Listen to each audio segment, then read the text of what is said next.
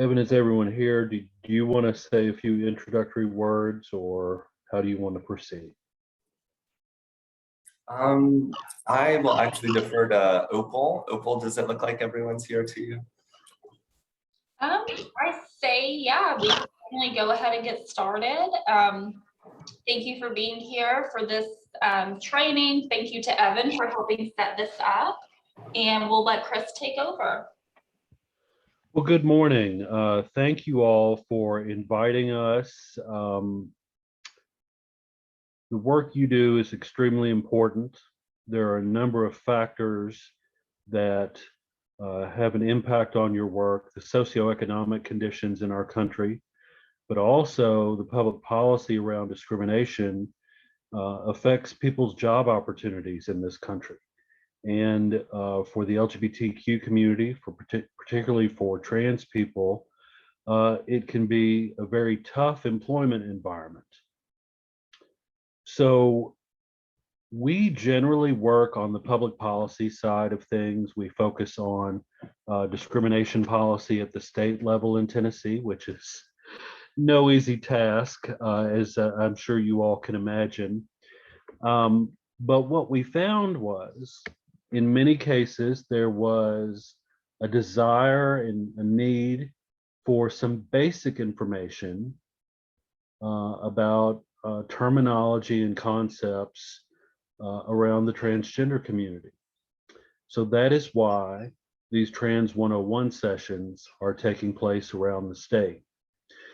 We are very fortunate to have my colleague Jace Wilder, who will be presenting the bulk of the program today. He has been presenting this to corporate groups, to higher education groups, and to a variety of settings around the state, East, West, and Middle Tennessee, and we're delighted to be with you today. One thing I would note is, and we won't go into this in depth, since we mainly do focus on public policy and the legislative session is about to begin, we would love to have volunteers whom we call district captains. These are people who meet with their state legislators by Zoom, phone, or in person to talk about the bills that affect the LGBTQ community. And my guess is that some of the people on this call would make among the finest advocates with our state legislators. We help you set up the meeting, we help you prep for the meeting, but we just need people who live in different parts of Tennessee to take on that responsibility for those 15-minute critical meetings with our lawmakers. So if that's of interest to you, my email address, I'll give you the basic one and drop it in the chat, info@tnep.org, and we would love to have your involvement. The legislature kicks off the second Tuesday in January. That's coming up very soon. But I'm not going to go in any further depth on that. We're going to reserve the rest of the program for this discussion of Trans 101 with my colleague, whom I'll introduce now, Jace Wilder. Hi, you guys. Thank you so much for the introduction, Chris. And like he said before, one of the most important things about all this is just having the basic information, not only for possibility of you being district captain, but for all the work that you guys already do. That's so amazing and necessary. So today we'll be going over basic ways of showing support, first through language, and then we'll start going into like a recap of what's going on in the state, and then things that you can do to help out. So let me go ahead and start sharing my screen. There we go. And everyone can see that? Perfect. All right. So as said before, my name is Jace.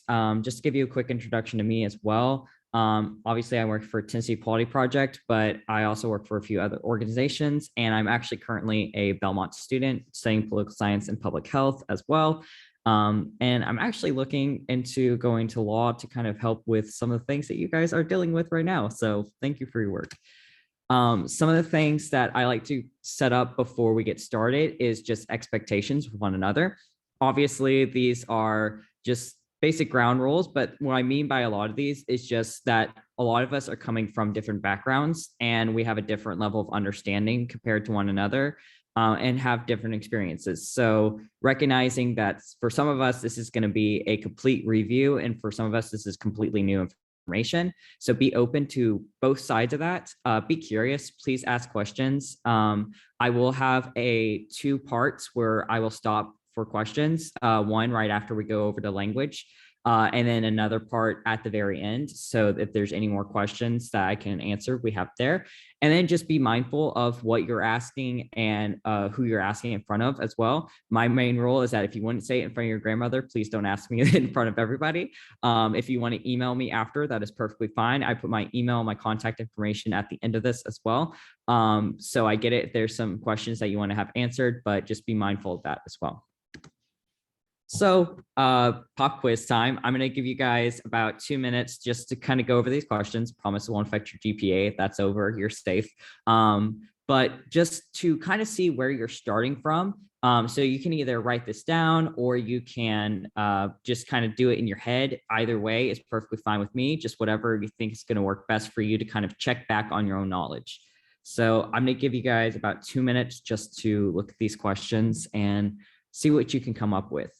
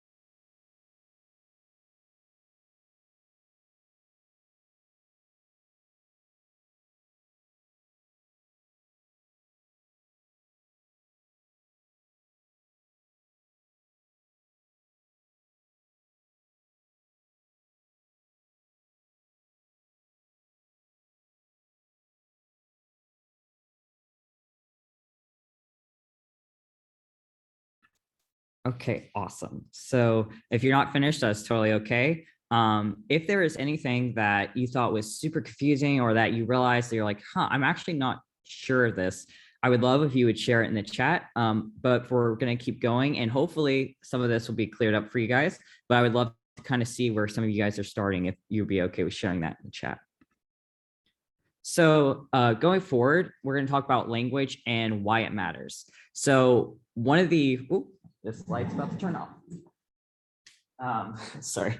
One of the wonderful things about language is that it's what kind of separates us from the rest of the animal kingdom, is how we communicate with one another, how we have developed language that is personalized and shows equal respect. So pronouns and referring to someone with the correct language shows that you not only recognize that they're an equal level to you, but also that you just recognize their humanity. So it's important that we use the appropriate language.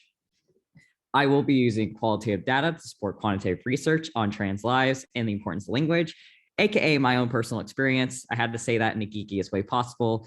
But yes, I will be definitely putting in my personal anecdotes and stories because, again, going back to that humanity factor, I think it's sometimes easy to hear the language and forget it because we don't see the connection of the importance. So I will be giving some personal examples throughout this.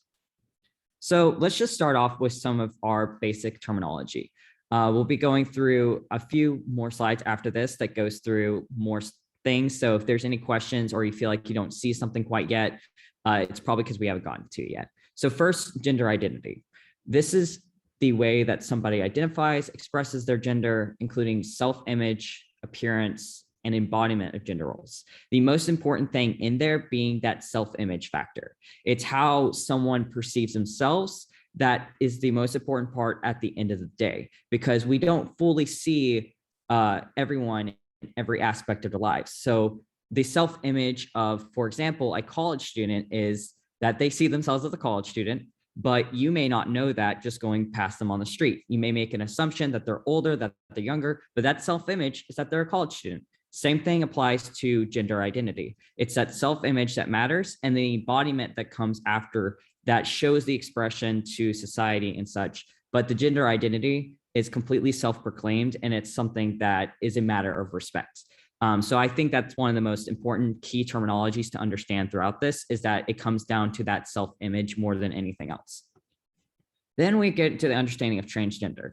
A lot of times people believe that the term transgender just means that somebody has transitioned fully from one end of the gender spectrum to the other, and that they have fully transitioned medically, socially, everything, or that it also means that somebody has fully transitioned only from male to female or female to male, when in reality, it's actually an umbrella term. It's an umbrella term that describes the full spectrum of our experiences with that gender identity.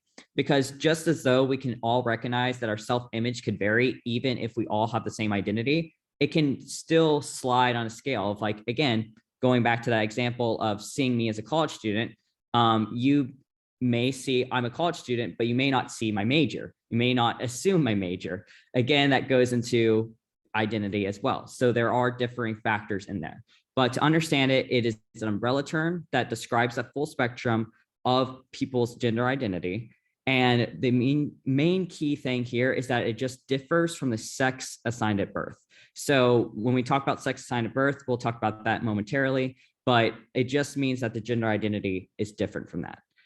The term transgender is an adjective, not a noun, which we'll get into as well. So when we use it, we should be using it as she is transgender and she identifies as a trans woman. But what does it mean if you're not trans? There's a basic term for that, so that we're not kind of scrambling, and it's cisgender. Cisgender just basically means that the gender identity that you have correlates with what we would perceive with your sex assigned at birth. So your sex assigned at birth, it's what's on your birth certificate. So if they said that you're female and you also identify as female, congratulations, you're cisgender. So let's talk about, though, what sex assigned at birth is, or just the term sex. It refers to that biological status that was determined at birth. And it's typically in 3 different categories, which is male, female, or intersex. Intersex we'll get into momentarily because it does fall under the transgender umbrella at times. There are a number of indicators, but the thing that usually we use to determine that is what is on the outside, or our primary sex characteristics or secondary sex characteristics. And then later on in life can also include internal reproductive organs, hormones, and things like that, which start going into tertiary. And then we have more of the quadrant, which is more like those sex chromosomes, gonads, things like that. But again, what we usually use to determine that sex assigned at birth is just that primary. It doesn't tell the whole story. It doesn't tell the full spectrum of who that person's going to be, their gender identity, or anything like that. It just says this is the sex that they had at birth, and from what we could determine, which we'll get into in a second with intersex. So intersex is a general term that is used to describe somebody who, when they were born, the doctors either could not determine fully if they are male or female, or it can actually mean that they did make that determination. However, there were sexual variations that either happened after birth that were later on in life, such as through puberty, or that just were not apparent at birth. So for example, somebody who's intersex could be seen as female at birth, But whenever they get into puberty, they might start having a male puberty because they were intersex. It just wasn't seen, which again goes into how we can't make a full assumption of somebody's story just by that one primary sex characteristic. Intersex individuals commonly fall under the transgender umbrella because about the last statistic I saw was about half of the time, unfortunately, that determination of sex at birth was done wrong because they do only give those two options of male or female. And so intersex individuals may end up actually transitioning later on in their lives or just identifying as trans because they don't feel as though they fit under the term that they were given at birth, which would make them transgender from the terminology that we just went over. Then there's the identity of non-binary. This person is somebody that, like I said, you can look at me and assume that I'm a college student, but you may not be able to assume my major because there's so many. There's so many different variations of what it means to be a college student, just as though there's so many different variations of how you can experience gender. So a non-binary person is somebody who just identifies as outside of fully male or fully female. So that means that they can experience a gender identity where they may not feel as though they identify with any gender identity, may identify with being both male or female, or any combination of both. Because like I said, it's an umbrella term and it's a spectrum. Non-binary people can fall under the transgender umbrella, but they don't have to. So a non-binary person could be using that identity to just express that they feel androgynous or some other terminology that falls out of the trans umbrella, or they may actually feel the need to transition or to identify that their gender is not the same as their sex. So they will identify as transgender. Now, this is a term that comes up a lot now, but gender dysphoria. So this is basically just a term to say that this is the discomfort that's signaled to a trans individual that they were not cisgender. It's that incongruence between one's sex assigned at birth and how they actually perceive themselves, going back to that gender identity and that self-image, that there's a difference between those things. And that's just like the basic definition there. And it is in the DSM-5. Again, there's other terminology we're going to go over that maybe have been used in the past, but this is the current terminology for that. So speaking of that, here is some of the outdated or inappropriate terminology that is still used quite often accidentally. Going back to, again, that language does matter. So when we make the correction, it's not because you've done something wrong. It's just helping you keep up to date. So first, transsexual or transsexualism. This was a term that was coined back in the 50s during or right after World War II in some of Dr. Magnus's studies. He was the first person to ever acknowledge trans individuals in modern medicine and to acknowledge that, hey, like the appropriate way to care for a trans individual is to actually allow for them to transition if they wish. But since then, we have obviously grown and understood that not everyone wants to do a full medical transition, and that you could be trans without having done that. That people socially transition, meaning that they may start using different pronouns, may style themselves differently or express themselves differently, and they would still be transgender. Just because they didn't have that very expensive medical procedure or started any kind of medical intervention does not make them any less trans. So the more proper terminology is transgender. Now, there are some older trans folks that may still prefer the term transsexual, and that is completely up to them. That is their respect because they fought hard for that term as well. But the still commonly accepted term is transgender. This is more or less going back to that idea of how trans is an adjective, not a noun. You've probably heard all these before: transgendered, transgenderism, transgenders. That last one being the most important to try and avoid if you can. The reason being is that this particular kind of way of using this term goes back to that dehumanization factor. It takes away from the fact that a trans person is your equal and that they are a person at the end of the day. You are putting way too much emphasis and way too much othering on them by using these kinds of terms, especially that term transgenders. It has actually been very commonly used in the past few years in the political sphere as a form of weaponization against trans folks. So it's very important to kind of, again, focus more on acknowledging personhood by saying a transgender person, trans woman, they are trans, all that kind of fun stuff. Preferred pronouns, preferred gender. You may have saw that question and may have been like, yeah, that makes sense.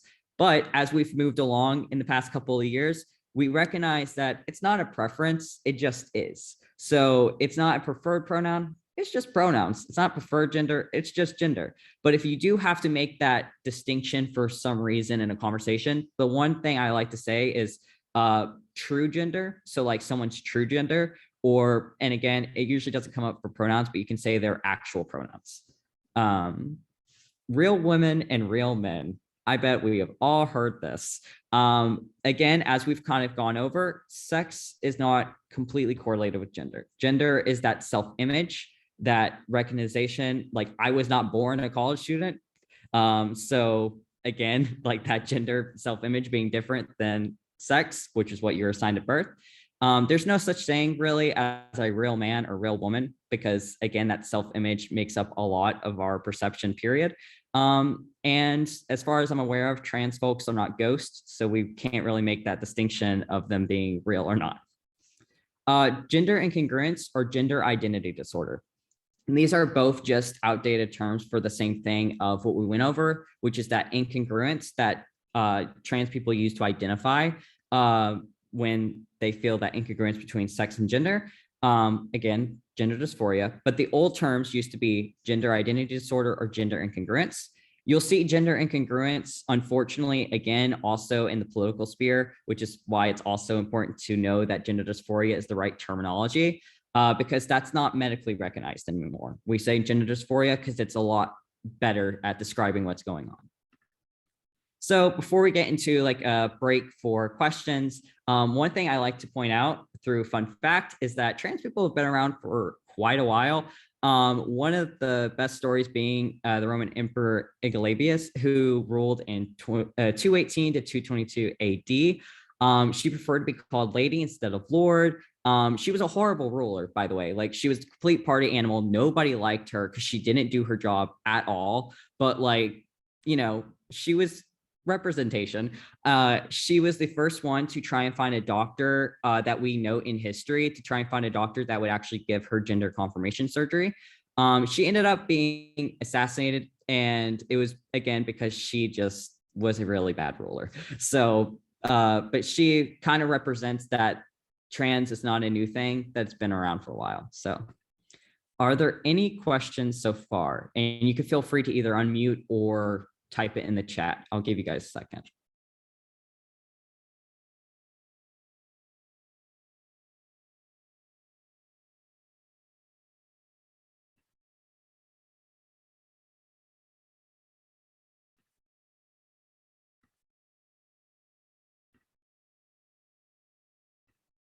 Okay. Seeing none, I'll keep an eye on the chat, but seeing none, we'll go ahead and go forward. Congratulations, you completed the language part. Now we're going to start getting into more of what's going on right now and why this all matters. So let's start off with a nice Tennessee overview. First off, I think that there's large assumption that trans people are a very small portion of the Tennessee population. But according to UCLA, we actually make up about 0.63% of the Tennessee population. That range that is given, about that 16,000 to 63,000, has actually been in the past few years determined to be a lot smaller of a range. There just isn't an official range out, so I get the full one. But we are actually still the 11th highest in the United States for trans population, which is why this conversation is even more important. 60% of trans individuals in Tennessee avoid public restrooms overall. This was, again, in that study from 2015 from the National Coalition of Trans Equality, because they were afraid of confrontations happening in the restroom and other problems that they may experience, which can include not only those confrontations, but just nasty remarks that may be done behind their back, sexual harassment, sometimes even leading to assault, or just general fear of assault happening as well. 43% of trans individuals report that they have been treated wrongly in the workplace in 2015. And when they gave the definition of maltreatment, it is not just about comments or misgendering, but also going as far as to say that they were denied a job based off of their identity, or that they were fired because of their identity. So sometimes individuals will be in a job for a long time, they discover they're trans and transition, and they come back and they don't have a job, which would fall under this. 82% of trans Tennesseans report that they don't have an ID that has their name or their true gender on it. I'm one of those individuals. I don't have a form of identification outside of my college ID that has my actual name on it, and nothing that has my true gender on it. This is problematic for multiple number of things. A lot of people stop at the idea of just having to show your ID and the embarrassment, but also think about police interactions, think about how it can affect, again, getting a job, getting accused of identity fraud, think about the airport. There's so many other places where this matters, and why not having that identification properly reflect you is very problematic. And then we'll get into this in a second, but Tennessee passed 5 bills this last year that focuses solely on trans folks and LGBT individuals at all. One of these specifically targets the entire community, but 4 of these targets trans folks. So here are those wonderful bills. So last year there was Senate Bill 1224. This is one that is very concerning and that you probably have heard about. If your place of work, business, whatever, has a policy that is inclusive of trans individuals, then you were told that you had to have put up a sign that basically was like a warning that you allowed trans folks into your restroom. This not only was unnecessarily alarming for trans folks, but also it puts an unnecessary fear and builds in that fear to cisgender people as well, that we are something to be afraid of. So this bill was one of the more hostile, not that any of them were friendly, but definitely one of the more hostile throughout the entire state. Senate Bill 228. This is probably the one that you hear about the most because it's been in multiple states as well, which is the K through 12 transgender athlete ban. Basically, it took on high school sports and I think a couple of grades in middle school as well, or junior high. And it banned those trans students from participating on the sports team that aligns with their actual gender. Again, the protection idea with this, so to say, was that trans folks were taking away scholarship opportunities or that they were beating out their cisgender counterparts. Again, forgetting the fact that sports is not just about who wins, but especially in high school, but also about all the wonderful mental health benefits, socialization factors, how this further isolates them, and so many other things besides the fact that trans folks are not stealing opportunities from cisgender individuals. And that if they are, for some reason, then the focus should be on making those more opportunities. Senate Bill 1229 blocks LGBT content in K through 12 unless there is a 30-day notice that is given out. There was a lot of confusion about this bill, and rightfully so, because it struck fear on purpose to kind of keep teachers from wanting to say the word gay in the classroom. It kind of goes back to that idea. And so if you have content, like, for example, about Oscar Wilde, you could not mention at all that he was a gay author or anything in the matter, or any of the content that had anything to do with LGBT that he may have had, or any other historical figure and their relationships. Sorry.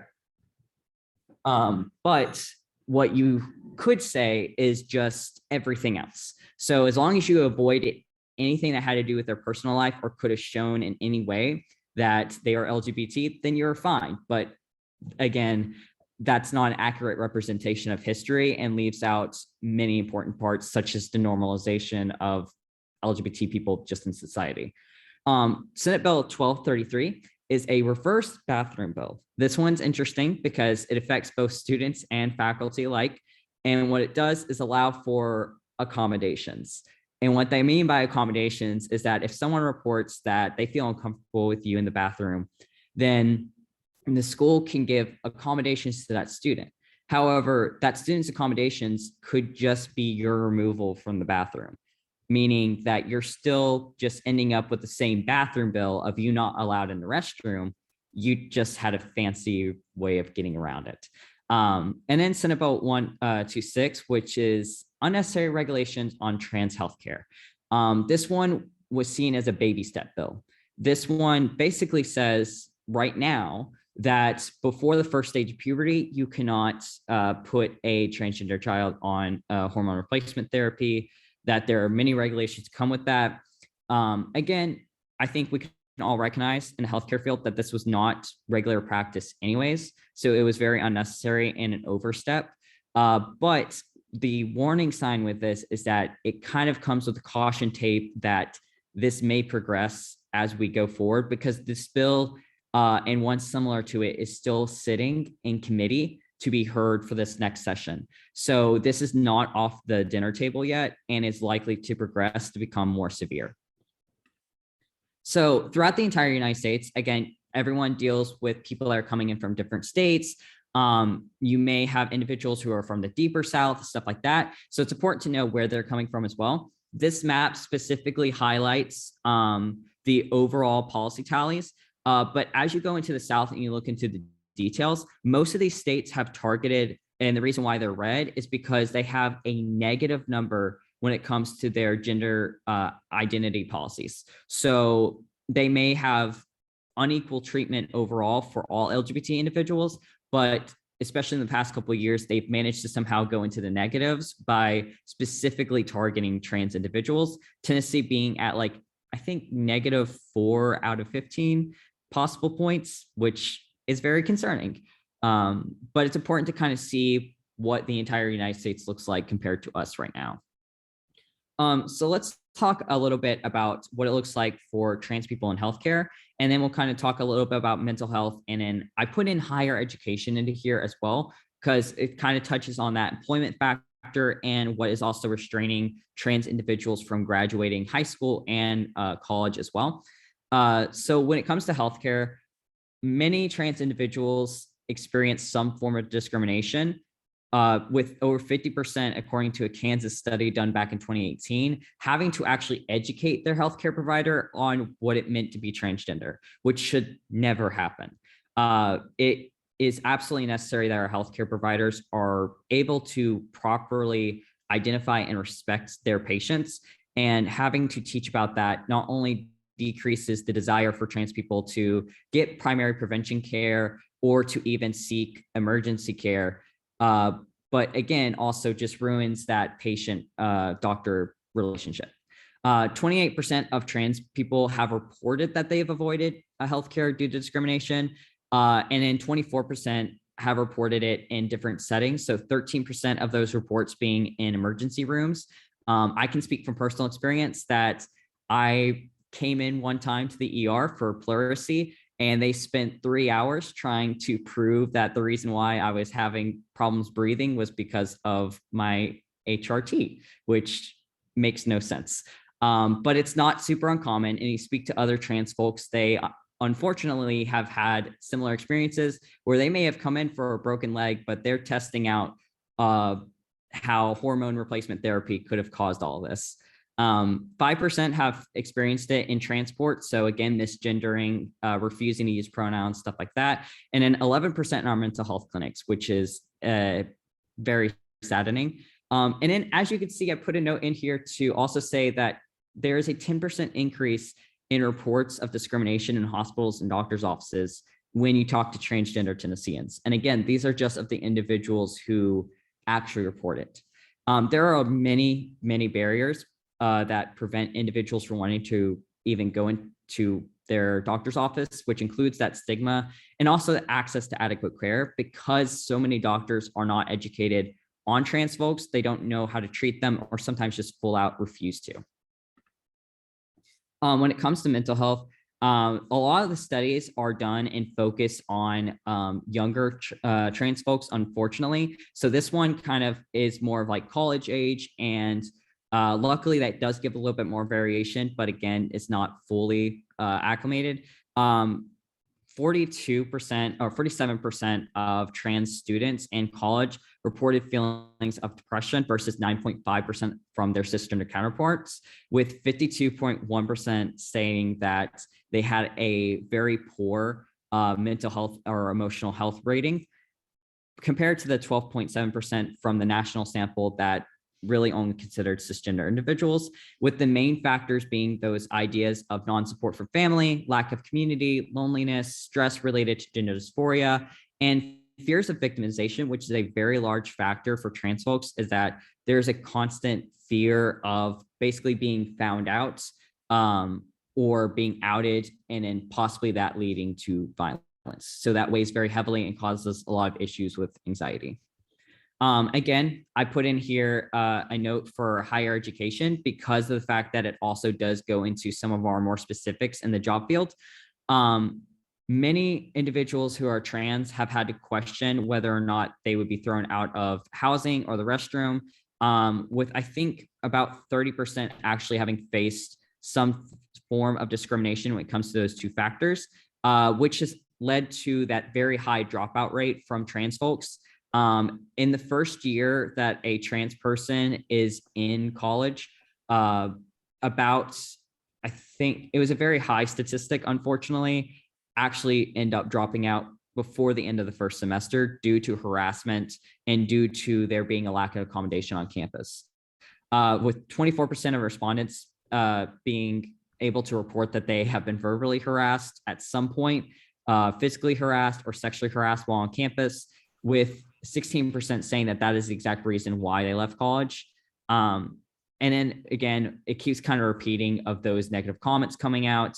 And then we start getting into the STEM fields and other fields that have a high interest from LGBT individuals whenever they are entering college, but end up dropping out because of the harassment. So again, only 30% of trans individuals return and actually stay to get the degree. There's a high return rate for trans individuals where they may drop out and then go to a different college or pursue higher education later on in life, but only 30% of trans folks actually end up getting their degree and pursuing the job field that they actually desire.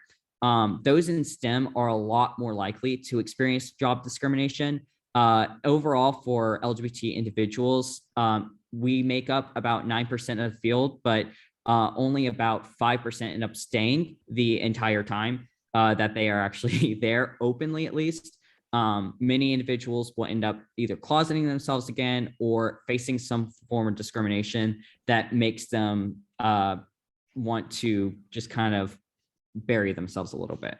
And unfortunately, only about 10% of our 2 to 4 year universities have some form of inclusive policy that actually addresses these issues, whether that means addressing the fact that gender identity should fall into sexual harassment policies or housing accommodations so that trans individuals do complete their degree and feel safe on campus.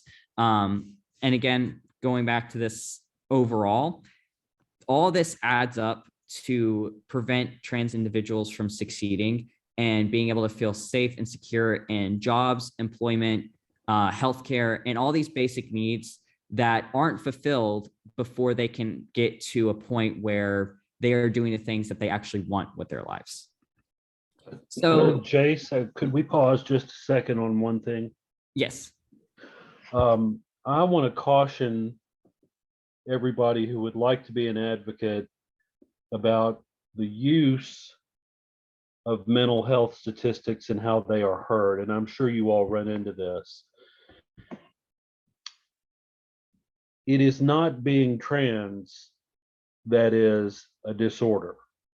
But if we talk about mental health statistics without making distinctions, sometimes socially conservative folks can hear confirmation of, oh, being trans is a mental health disorder.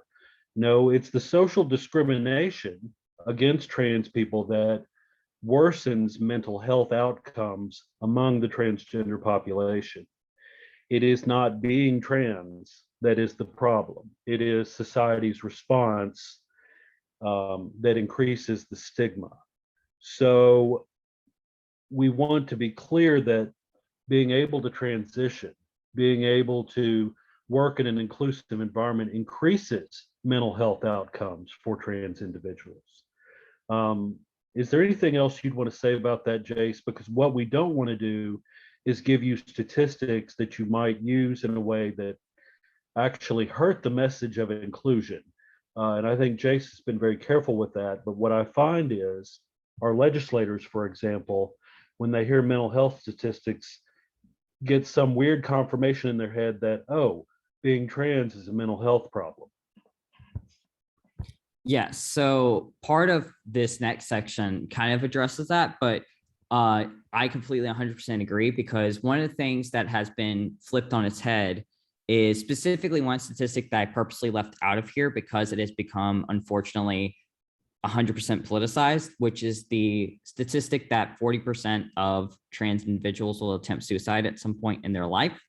It is one that has unfortunately become a talking point of those that are anti-trans, to basically say that the reason why they're doing that, and the only reason it makes sense, is because they have decided to ruin their lives with being trans, stuff like that. First off, as we have already discussed, none of this is a decision that you make.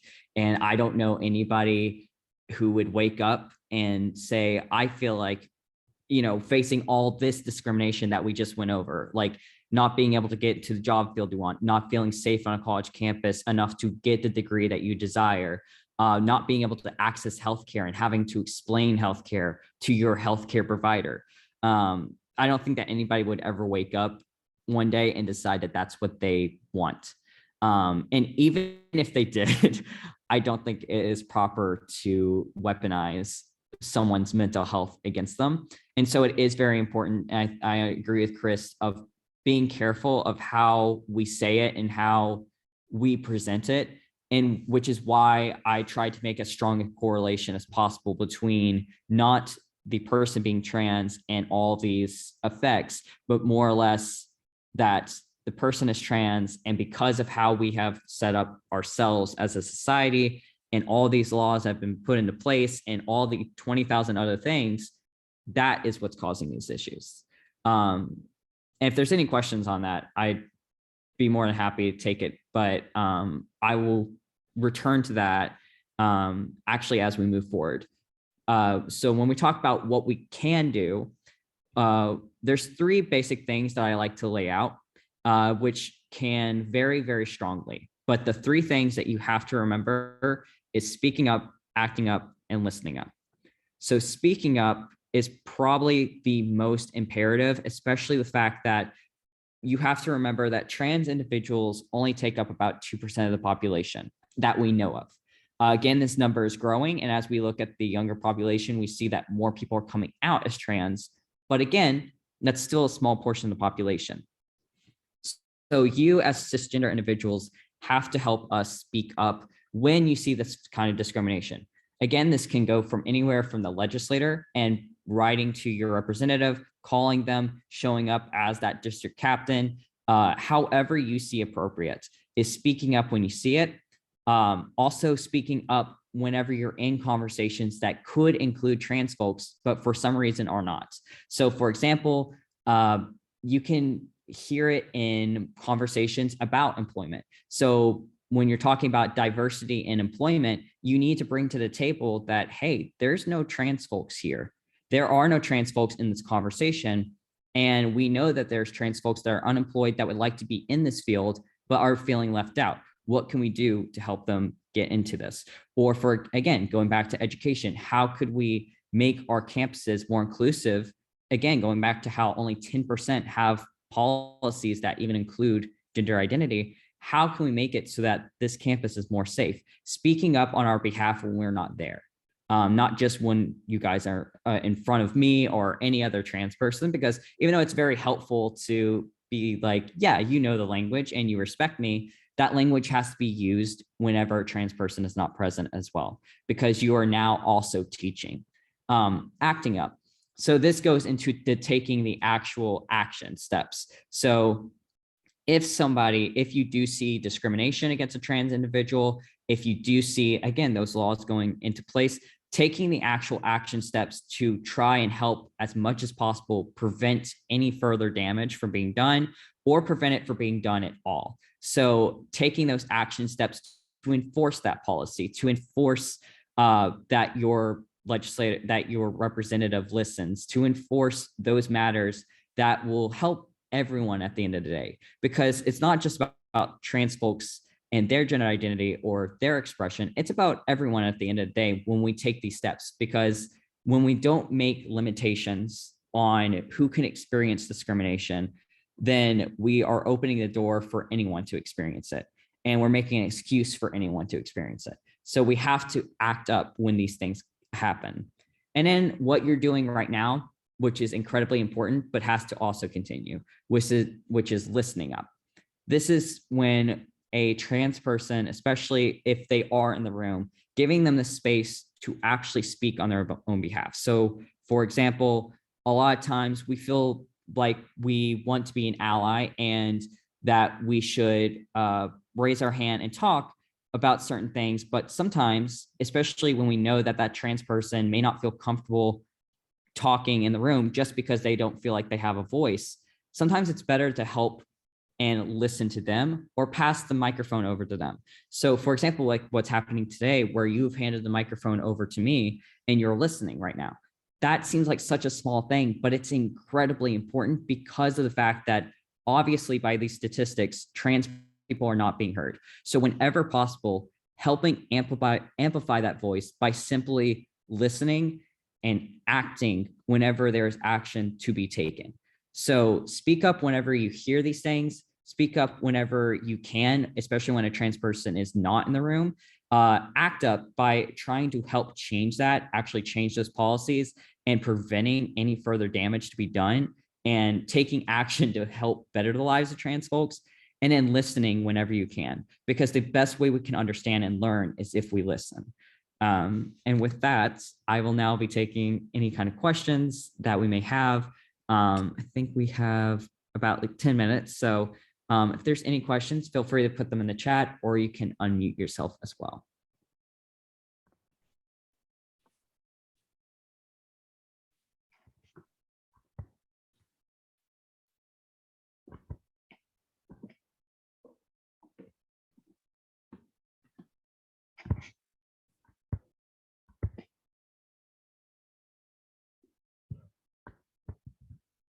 Comments are welcome as well. Yeah, I'll take comments too. So I have a question, Jace. First of all, thank you so much for y'all for doing this and taking the time. I want to go back to language. I was trying to unmute when questions were open at that time and I couldn't get off mute. Oh, I'm sorry. So, and I don't want this to be awkward, but I want to talk about the use of the term "you guys." So has that become an acceptable term as far as encompassing, like inclusively, like encompassing everyone? Because I hear that term used all the time now. And I don't know if it's just because we're in the South, I've always just kind of used y'all. And then as I've tried to be more inclusive, I'm like, oh, wow, this is perfect. We're in the South. We can just say y'all and it's normalized. But is you guys something that has kind of become part of that inclusive phraseology? I think that's a really interesting question. I think, and this is probably not the most helpful answer. It almost depends on your group. So for some people, they may feel as though it is a little bit isolating. I think y'all is perfect. I like y'all. I will sometimes use you guys just because it's kind of one of those things that has been in my language for a while. And I think that the general consensus is that it isn't addressing any like particular gender. It's just addressing the entire room. But I think that sometimes if we want to really pay attention to what language we are using and trying to change that, and again, the light is deciding to go out, of course, in the middle of that. But if we are trying to pay attention to our language, sometimes if you want alternatives, there is obviously the beautiful y'all, but there's also addressing the group as folks or everyone. And again, it's more like, it's almost more of a question of, do you feel like you are properly addressing everyone in the group if you are using this language? If there's a general consensus and you feel as though it does properly address, by all means, go ahead. But if you look around the room and you feel like that maybe saying you guys might isolate somebody in this room, then use different language. I think it just depends on the group. Thank you. Yeah, of course. I also have a question about language. My name is Ali Diaz. I'm with the YWCA.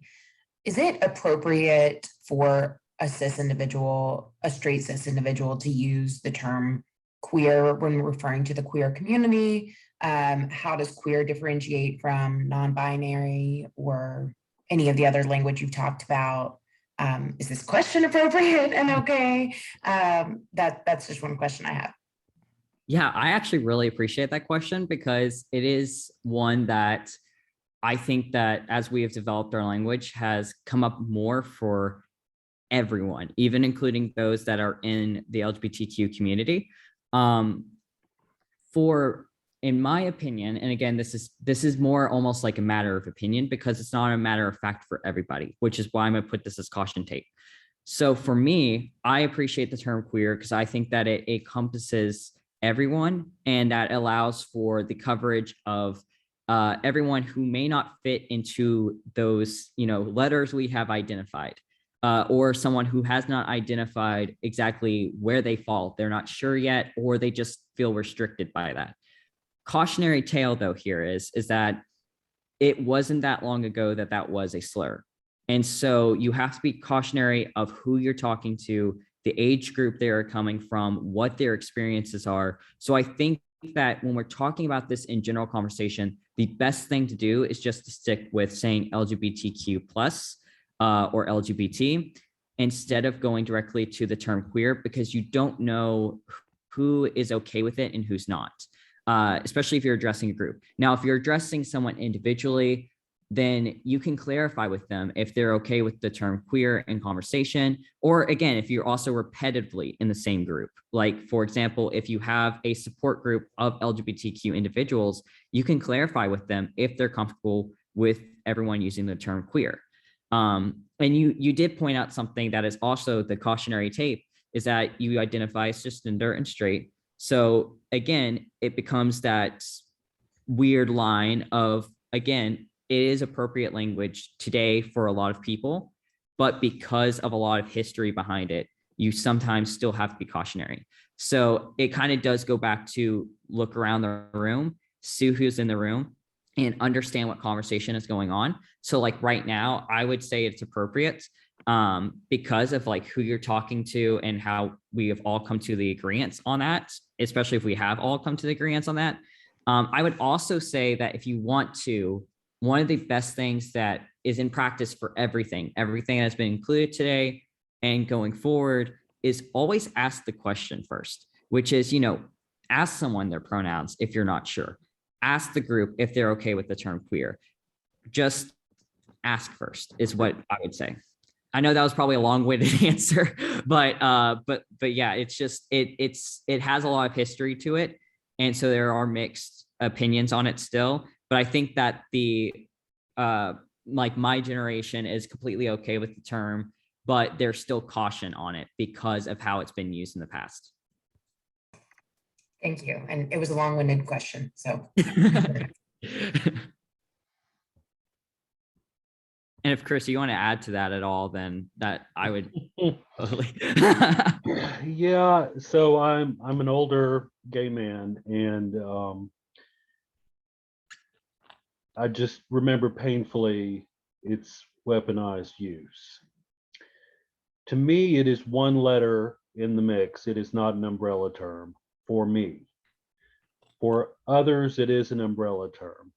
But if someone did a bio of me for a conference and called me a queer advocate, I would scratch my head a bit. I probably wouldn't correct it, but I would be like, gosh, that's tough to see that because of the history. And you still run into people like me, and you run into older people who are perfectly fine with it. So you never know. So I think Jace is right. You should ask, read the room, Ask individually if you're describing someone, but increasingly younger people are just fine with it.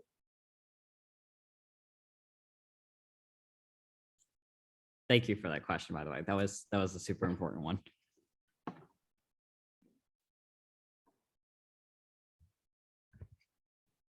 Any other questions, comments, and or insults? I'll take insults too.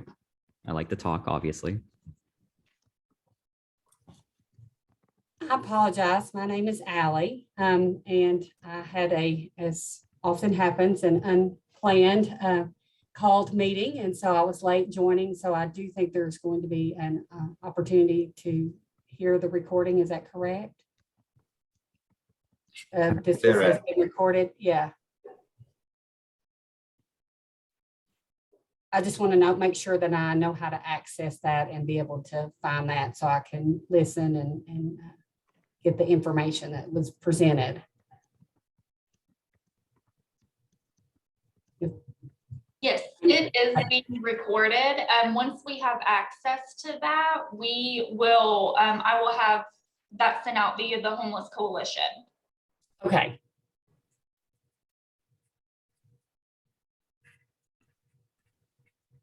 Appreciate it. And like I said, I apologize. Just things happen sometimes. So I actually here work at the University of Tennessee Medical Center, Knoxville, and we are in the process of and have established an employee resource group here, PRISM, in support of people with sexual minorities in medicine.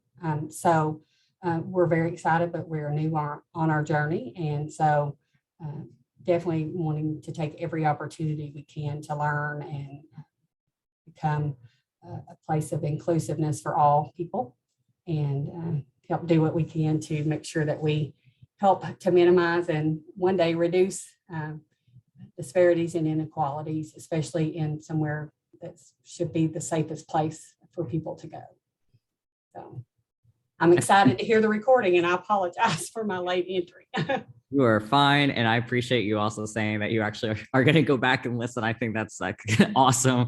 I know that sometimes when we receive stuff like this, we're like, oh, I'll listen to it later. And so, and then I'm guilty of this. I'll be like, oh, I didn't get around to that. So I appreciate your want to listen and stuff like that. And again, like we said at the end, it's one of the most important things, which is listening whenever we can. So.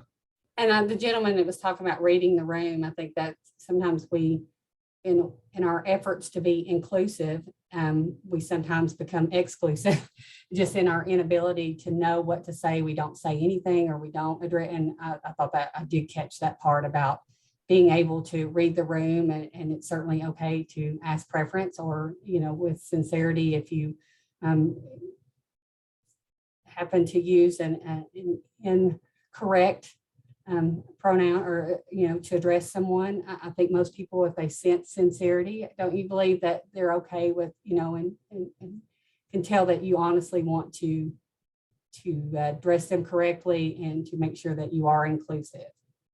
Yeah. And I think that, you know, and it's been more normalized in all spaces. So I think that it's important to keep the ball rolling as well, which is, you know, just sometimes before we even enter a room, sometimes we can prevent some of it by, like, for example, when we do introductions in groups, like me and Chris both said our pronouns at the beginning. So we are normalizing that introduction, because again, for a lot of people, that may just seem like silly, or like, you know, I've always used the same pronouns my entire life, so it doesn't really matter. But it's like, for that small group of individuals who use that pronouns differently, it can mean the world, especially, again, like going back to reading the room thing, especially in a group like you guys have made, which is awesome, where you are more likely to come across somebody who is using different pronouns from what we would assume based off their sex assigned at birth. So I think that the work that you guys are doing is amazing. And I look forward to hearing more from what you guys are doing. Well, we're very fortunate that we are able to get some of the employee resource groups started here. I think it's a shame that we're this far behind from a health perspective.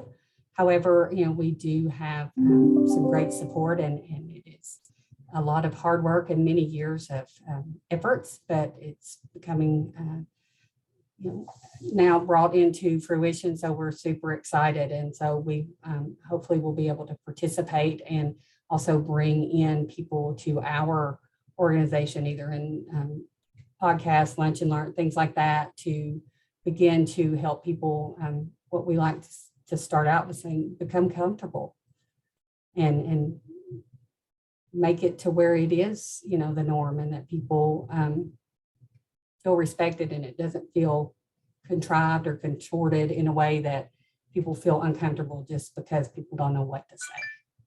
Right.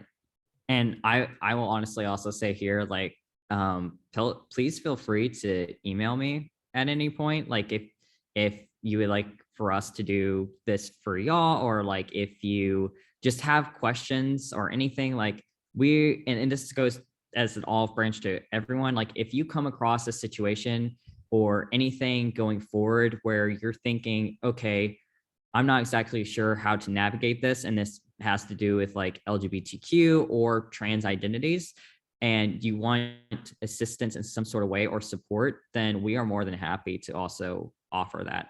That's why we do this, is because we want to help people be able to continue to progress and reach those goals of really advocating for equity. So again, like, I think that that's awesome, and feel free if you ever need any further support to reach out to us.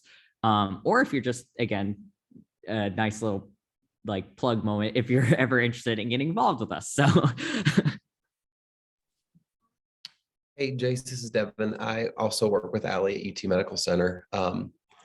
She's our amazing team member advocate, and then I have the role of our community engagement piece. So when we look at disparities in healthcare for LGBTQ individuals, specifically transgender, what do you like? Could you direct us to the best resource to use for that provider education? Because I think your story is impactful, and one that our group internally and externally are trying to eliminate is healthcare should be the safest place you go, and you should have the same physician should look at each person individually, and you shouldn't have experienced what you experienced. So thank you for sharing your story with us, but what do you think the best resources are for us to use to educate our provider groups so that we prevent stories like yours from being told in the future?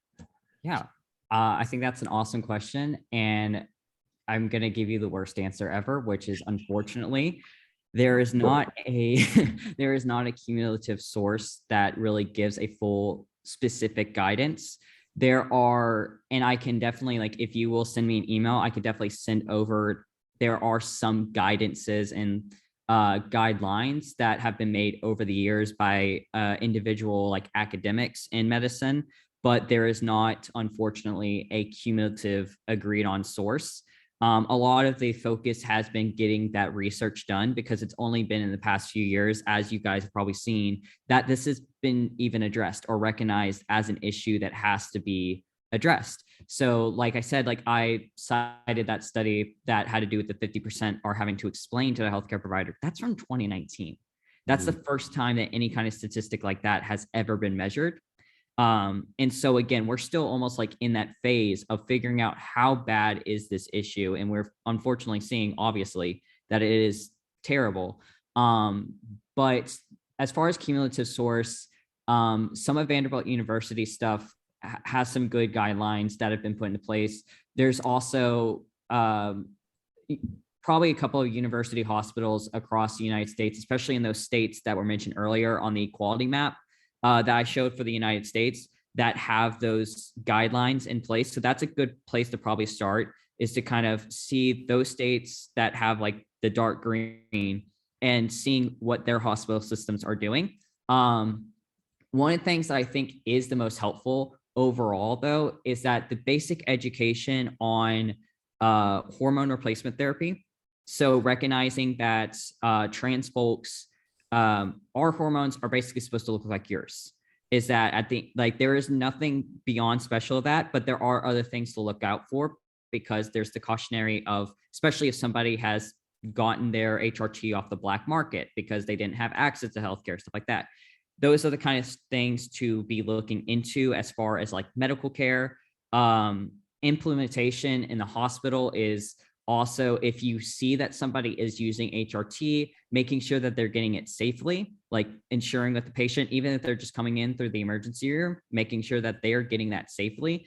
And that also correcting the record as much as you can. One of the things that has been part of our higher education conversations a lot with the UT system and with a couple of other public education systems is that it's very hard to change the patient record or to change that student record to reflect the actual name that they use.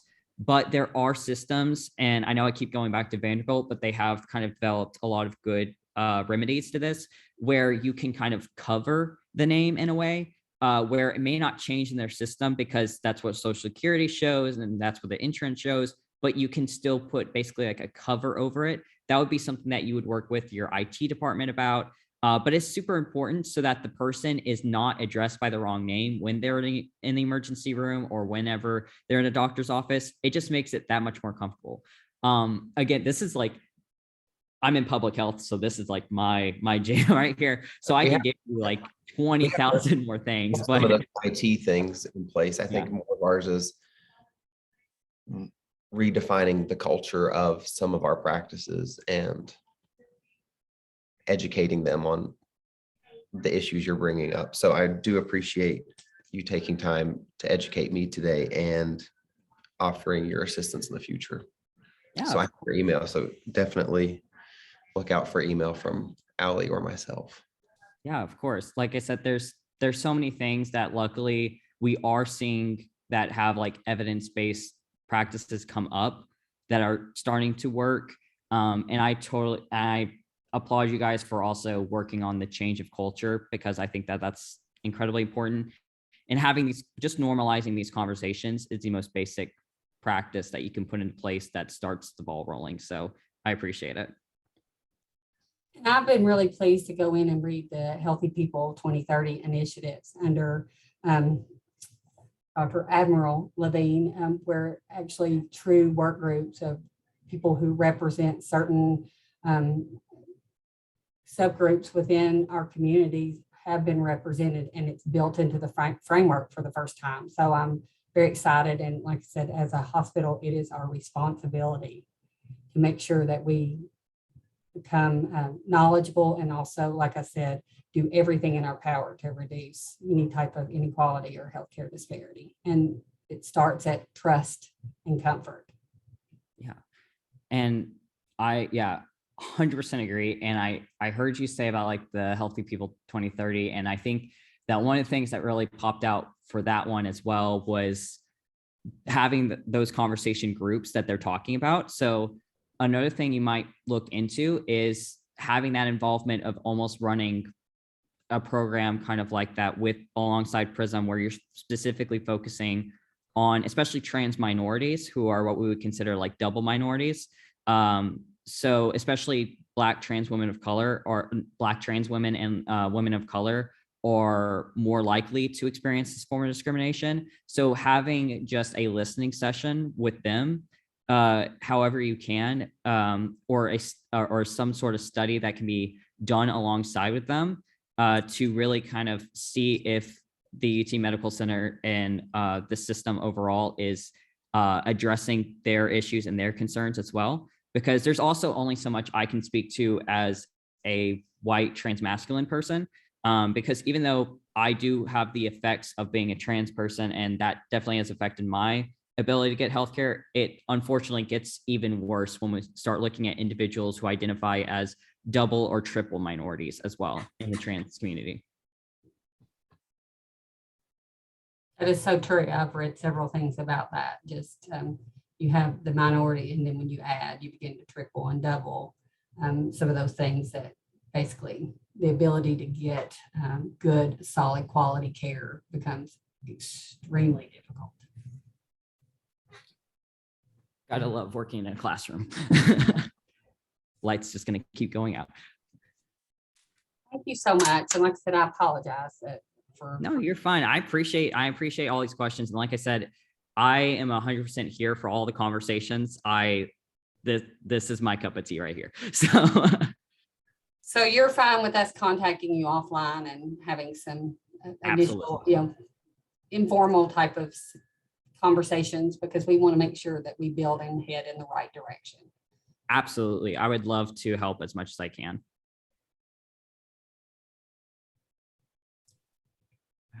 Are there any other questions from other folks? This has been a great conversation so far, by the way. Oh, I did have one more. Okay. Hormone replacement therapy. If we don't really have a lot of providers in this area, but potentially, is it an opportunity for providers to pair with someone who has more experience so people can locally find someone to support their hormone replacement therapy, monitor things like that? Is that something we're looking at, kind of provider support, things like that? But I've read an article that it was helpful for more of a rural or place where there wasn't as many providers or options, that you had some other providers that said, I can help from a in communication with a specialist or anything like that to make sure that we provide safe care. What's your thoughts on that? Yeah, I think that that's honestly like a great starting point of expanding that care, because one of the models that I think has been great at helping gain access, that should not, again, cautionary tale here, should not be the end point, but should be a great starting point of expanding that access, is Planned Parenthood. They have a form of care for trans individuals that's called informed consent when it comes to HRT, in which they are responsible for getting those measures of getting their hormones checked, like as far as balance. But what Planned Parenthood will do is offer it through telehealth, as well as still requiring blood work though. So for example, I actually get mine done through telehealth with Planned Parenthood, in which I have to go to one of the labs that's around me, get some blood work done. They just check those hemoglobins to make sure that there's no signal that's saying that everything's super out of whack. And as long as they don't get that signal back, then they will prescribe it. This is the informed consent process, because again, it is the patient's responsibility for if they want to go get further hormone testing, stuff like that.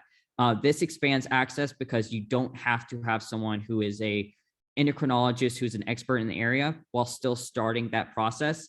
However, we still do want to expand endocrinologist comfort with this, because unfortunately, even though they should have the information for this and that they are in the correct field to be addressing this, they don't know how.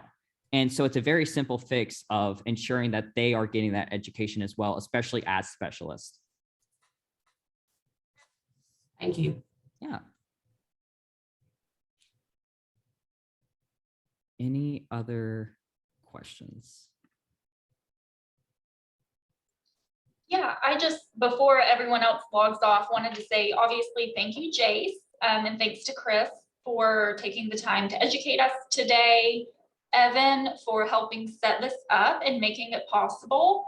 And we will send out the link to view the training and the information once it's available. And if you follow the Coalition Facebook page, we're going to post it there as well. So we want to make sure as many people can access this as possible. So thank you again for teaching us all today, and everyone for obviously taking the time to be here. Yeah, and no, seriously, thank you guys for having us. And again, if you have any questions, feel free to reach out to me, reach out to that info@TNEP. We'll get to you there as well. And especially if you're interested in any further communications with us, even if you just want to get on the email list, you can go to our website, the tnep.org. But yes, I so appreciate you guys listening to me today. And like I said, if you have any more questions, feel free to email me as well.